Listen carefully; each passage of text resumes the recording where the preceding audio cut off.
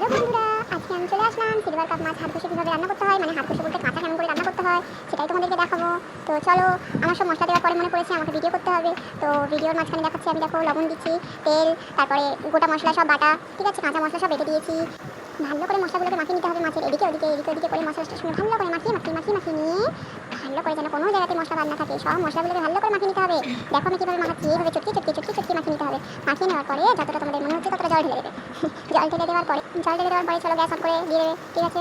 তারপরে এই মাছটাকে কিন্তু একদম নাড়া যাবে না, মানে খুন্তি দিয়ে বা চামচ দিয়ে নাড়াচাড়া করা যাবে না, ঠিক আছে। খালি মাছের মাথাটা বড় ছিল বলে আমি খালি ওটাকে একটু উল্টে দিলাম, না হলে এক সাইডে কাঁচা হবে। হ্যাঁ, আর খালি দুই দিকে ধরে, কড়ার দুই দিকে ডান্ডিটাকে ধরে খালি আস্তে আস্তে নাড়িয়ে দিতে হবে। মানে কড়াটাকে আস্তে আস্তে নড়িয়ে মাছটাকে নিয়ে দিতে হবে। খুন্তি বা চামচ দিলে মাছগুলো ভেঙে যেতে পারে, সেই জন্য। আর আমাদের বাড়িতে এইভাবে সিলভার কাপ মাছ রান্না করা হয়। কে এইভাবে সিলভার কাপ মাছ রান্না করে খেয়েছো, বা কে এরকম রান্না খেয়েছো আমাকে একটু। আর আমি এইভাবে সিলভার কাপ মাছ রান্না করা শিখেছি আমার শাশুড়িমায়ের কাছে। আমার বর, আমার দেওর, আমার বাড়িতে সবাই এইভাবে সিলভার কাপ মাছটা খেতে খুবই ভালোবাসে। আর এইভাবে মাছ রান্না করলে যত বড় মাছ হয় তত খেতে স্বাদ লাগে। মানে যত বড় মাছগুলো হবে, বিশেষ করে 1.5 কেজি উপরে মাছ হলে তো খুবই সুন্দর লাগে খেতে। এইভাবে রান্না করলে আমার বাড়িতে এই দিয়েই এক থালা ভাত খাওয়া হয়ে যাবে। আর এইভাবে রান্না করলে সবথেকে বেশি ভালো লাগে খেতে পেটিটা। আর পেটিগুলো আমাদের কপালে জোটে না, কারণ আমার দুটো ছোটো ছোটো বাঁদর আছে, সেই বাঁদরগুলোই খাবে পেটিগুলো, কারণ তারা